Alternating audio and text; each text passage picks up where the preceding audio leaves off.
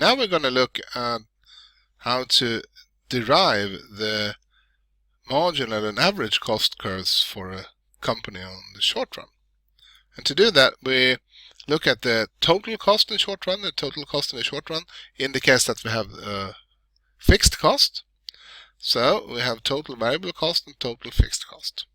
If we take away the fixed cost from the total cost, we will end up in the total variable cost. So these two lines are parallel. We're always interested to find a minimum or a maximum. And since this is cost, we want to find as small costs as possible. So we're going to look for the minimum.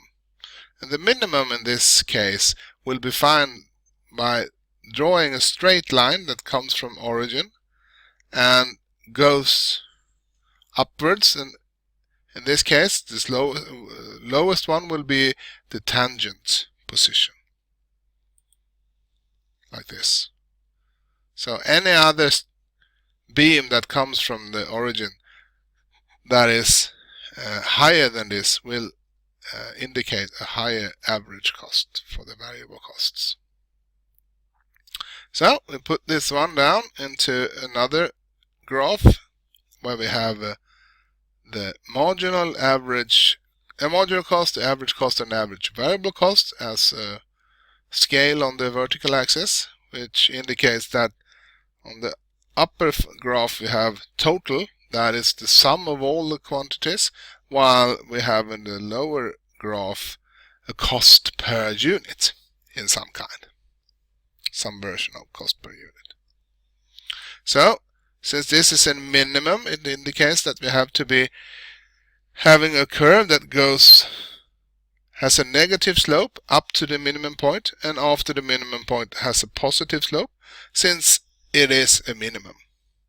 If it had been a maximum, we would have a positive slope and then a negative slope, because this has to be the lowest point we have on this curve. Otherwise it wouldn't be a minimum. Okay, let's do the same thing with the total cost. We find the beam from origin, the straight line from origin that is tangent to the total cost function, and that will give us the lowest average cost that we can find for this production.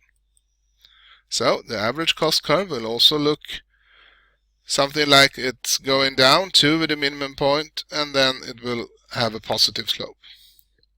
And if you look at it, you see that the blue and the green line in the upper graph, they are parallel. It's the same distance all along between these two, because the fixed cost will not change with quantity. But when we look at it and divide the costs with the production, it indicates that the average fixed cost will become lower and lower the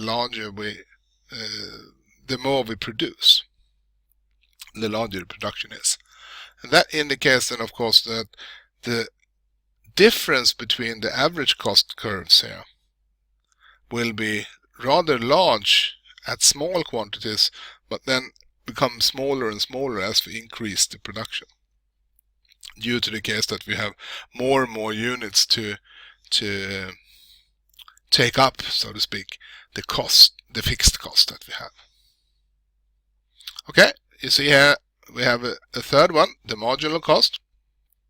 The marginal cost, that's the cost of the last produced unit, or the cost of producing the next unit, whichever you want to do. And that is, since it's a marginal, the slope of the cost function.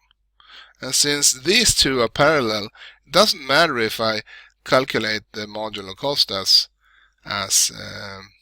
from the total cost function or the total variable function, cost function. And the lowest one will be where we have the flattest part of this curve. So in this case we will have it on this quantity. So this unit is the unit that has the lowest production cost of all the units that we produce. And since this is the minimum, it indicates that we will have a downward sloping down to this quantity, and then upward sloping, positive sloping. And we also know that this is a tangent, so this has to also be equal to the the modular cost, and this is also a tangent up there, so that indicates that this is a modular cost as well. And we see down here that the modular cost will intersect with this average cost curves at their minimum. And that's quite natural actually, because if you are at a downward sloping part of an average cost, to be able to get that, you must produce the next unit with a cost that is lower than the average that we have had so far. Otherwise the average wouldn't go down. So as long as modular cost curve is under the average cost curves, then we will have a sinking or downward sloping average cost curve. And when the modular cost is above the average cost curve, then we will have a positive sloping average cost curve. So we see here the average variable cost will go down into this position, then the modular cost is above, and we have a positive average variable cost. And the same thing is valid for the average cost. We see it goes down there, it gets intersected by the modular cost, and after that the average cost will increase. So here you got the general case for the standard cost functions that we use in the microeconomic course.